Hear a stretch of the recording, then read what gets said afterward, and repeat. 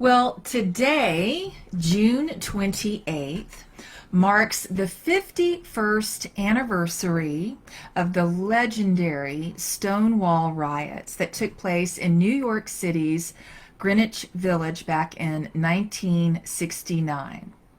Now, the reason that this is so important, that this event is so important, and the rebellious protests and demonstrations that followed, is because it was a catalyst, right? Like it created a turning point for what helped to galvanize gay rights, which, of course, ultimately, at least here in the United States, helped lead to marriage equality, and of course, most recently, a landmark decision by the Supreme Court to protect gay and transgender people in the workplace. Now, if you're not familiar with this really important part of our country's history about the Stonewall uprising, then I invite you to Google it. Okay? And can we just have a Google appreciation moment here? I mean, can we like have a Google amen? Educating us one search at a time. So if you're not familiar with Stonewall, Google it so that you can learn a little bit more about what happened and why Stonewall is now a national monument. Now, since today is the actual anniversary, and because we're of course celebrating Pride Month, I wanted to make sure to mention this historic occasion. Now, the title of my talk today is A Sign of the Times. And here's the thing. Back in 1969, when this activism about LGBTQ plus was really beginning to brew, it was a sign of the times. And it was a sign of what was to come.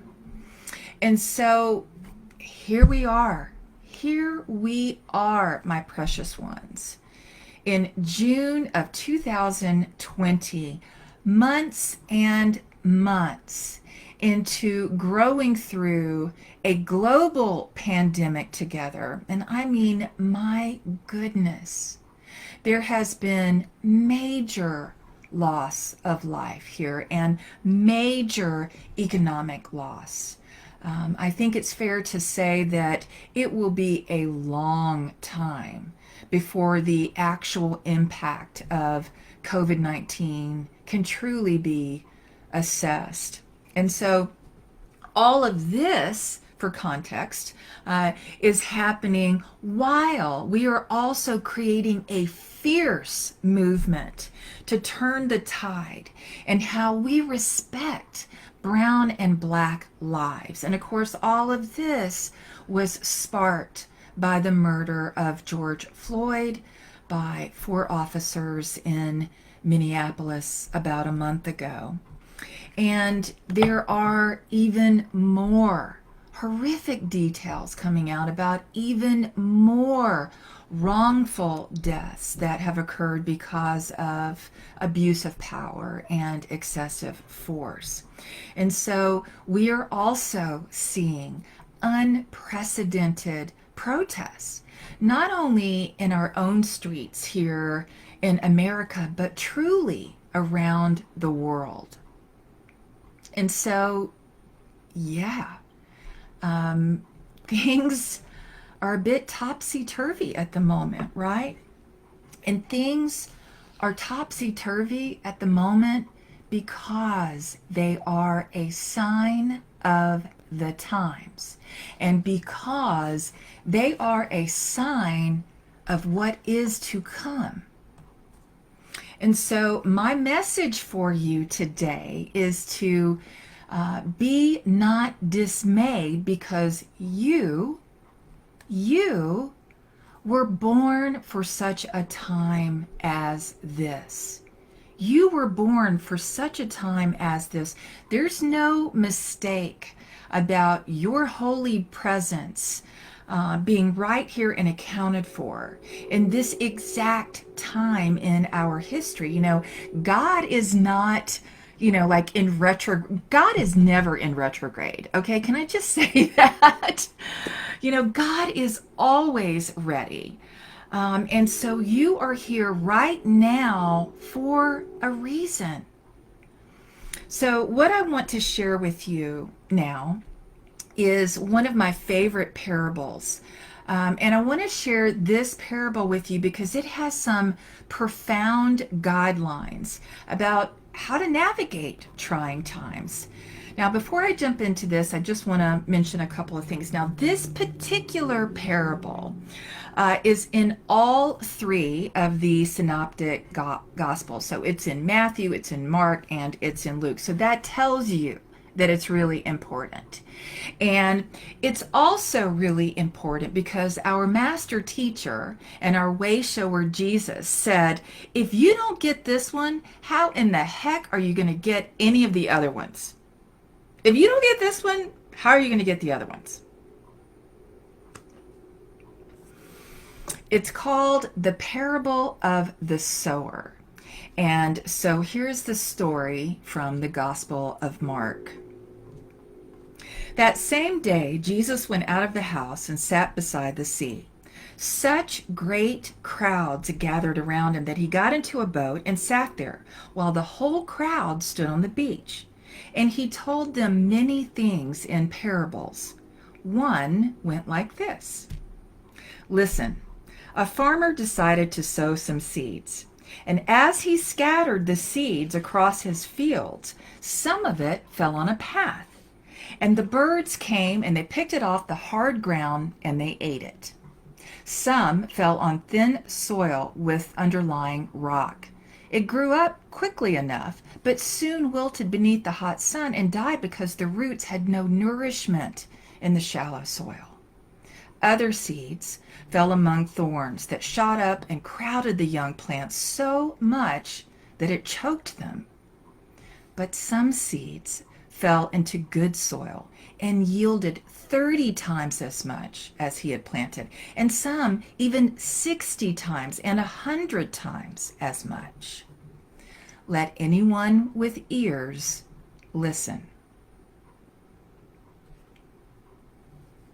And so this parable is about you. And this parable is all about the thought seeds that you are planting in the consciousness of your mind. In other words, the seeds that fall on good soil is the one that produces an abundance of spiritual ideas. And I don't know about you, but we can use an abundance of spiritual ideas right now. Yes? Can I get an amen? And so if your inner soil seems hardened or rocky or like it's not getting enough nourishment, then you can change that. And not only can you change that, but you must. You must be willing. It is critical. You must be willing to do your spiritual work right now during this unique time. During this time when things seem uncertain. The way they become not uncertain is by each one of us doing our spiritual work. And so I want to share with you some of my symbolic takeaways from this parable over the years. So here's number one. There are three of them. So here's number one. Don't take score too soon. Don't take score too soon. And what I mean by this is that if you plant a seed idea into the garden of your mind, right? Like maybe you've got that little whisper before it becomes a cosmic 2x4 that you need to eat better. Maybe you've decided that you want to have regular exercise in your life, or maybe you want to start a daily prayer and meditation practice. Now, that's a little bit of a trick because you should already be doing that, right? You must. You must have a daily prayer and meditation practice. But, don't just plant these ideas, so to speak, and then go digging them up the next day, like seeing if they're growing. You have to do your homework, create a plan, and allow it the space to grow. You have to nurture these seed ideas to grow. Number 2, not all soils produce.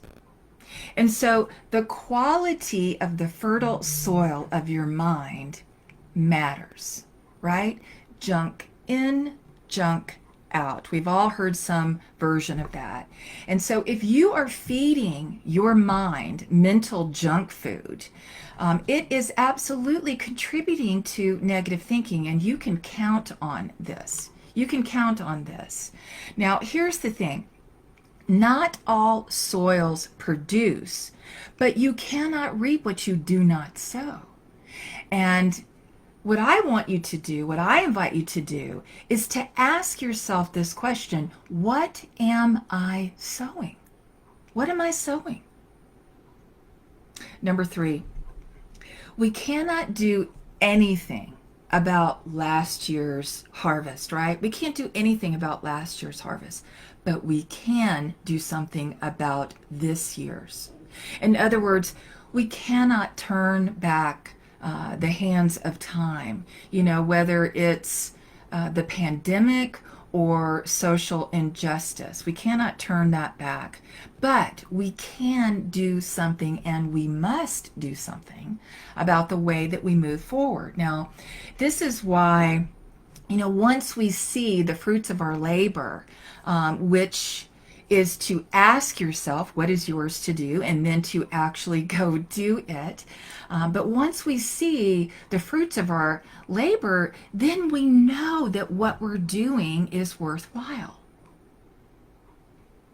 So if all of this sounds a little too positive, or maybe too cheery for you, then I have a story just for you. And it's about the parents of a young boy. And they were concerned that this young boy was just way too optimistic. And so they took him to see a psychiatrist. Now, the psychiatrist decided that to test this boy, they showed him into a room. And in the middle of this room, piled high, all the way to the ceiling, was nothing but horse manure. Now, instead of being disgusted, this little boy just jumped right in and just started tunneling his way through it. And so the psychiatrist says, "What in the world are you doing?" And beaming from ear to ear, this little boy says, "Are you kidding me? With all this manure, there's got to be a pony in here somewhere."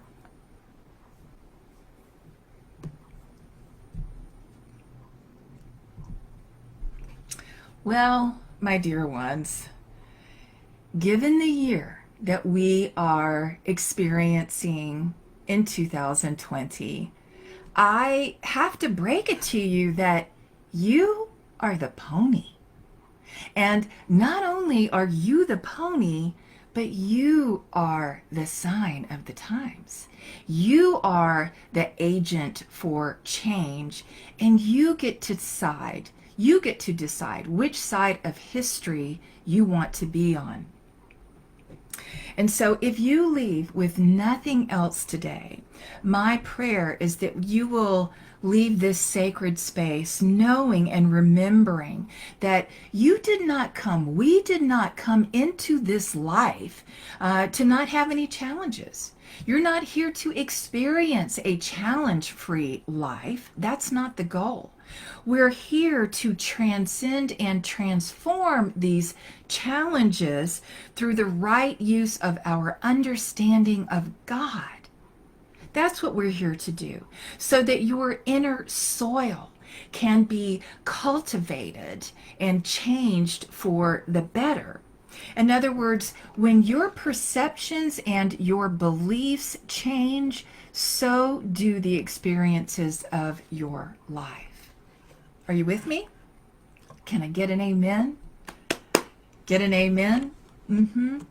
When your perceptions and your beliefs shift, so do the experiences of your life.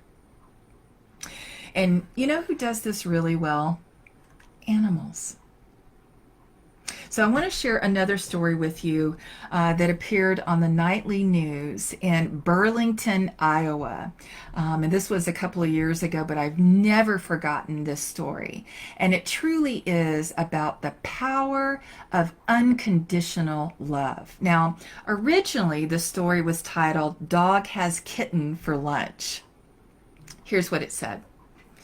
You can understand why some visitors to the Burlington, Iowa Humane Society get a little freaked out. It's not every day that you see a dog have a kitten for lunch. And not just a kitten, this dog is about to have a whole litter of kittens for lunch. The story of this unusual dining arrangement began a couple of months ago. Lily, a lab mix of who knows what, was found along an old farm road. Well, she was pregnant and she soon gave birth to 6 puppies, all of whom were adopted easily out. And everything was normal until one day the kittens showed up without a mother. Well, Teresa Kurt, who works for the shelter, said, "We didn't know what to do.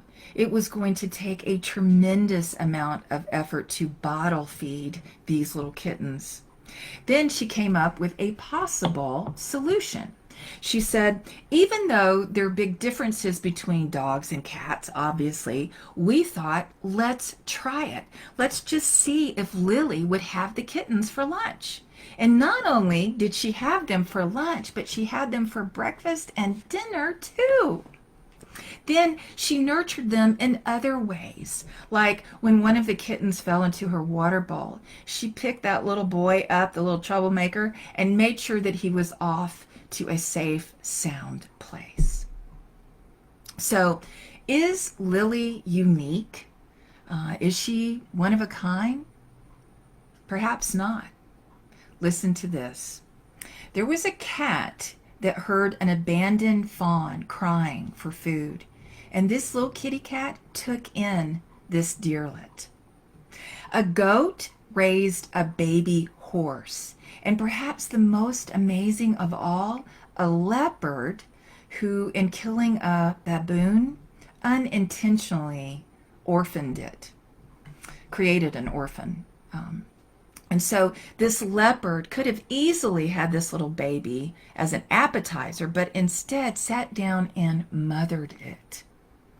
So why would an animal show such grace? Why would Lily be so generous? Why? The instinct to love and nurture must be deeply wired into all beings. And when you take away the outside forces and influences, that's what we do too. Indeed, this is what we do too. Isn't this piece just a beautiful reminder? You know, in unity, we believe that all people are created with sacred worth, that all people are made of sacred worth. Unity co-founder Charles Fillmore wrote that love is the great harmonizer and healer, and that love binds together the whole human family. And so to all of our LGBTQ plus brothers and sisters, happy Pride. Not just Happy Pride Day or Happy Pride Month, but Happy Pride Life. So I want to leave you with these gorgeous words that were spoken by Lin-Manuel Miranda. the night that he won the Tony for Hamilton. This was back in 2016. Now, by the way, Hamilton will be available on Disney Plus on July 3rd. Isn't that extraordinary? I'm so excited. Okay, so here are the gorgeous words that were spoken by Lin-Manuel Miranda the night that he won the Tony for Hamilton. My wife's the reason anything gets done. She nudges me towards promise by degrees. She is a symphony of one. Our son is her most beautiful reprise. We chase the melodies that seem to find us until they're finished songs and start to play, when senseless acts of tragedy remind us that nothing here is promised, not one day. This show is proof that history remembers. We live through times when hate and fear seem stronger. We rise and fall and light from dying embers. Remembrances that hope and love last longer.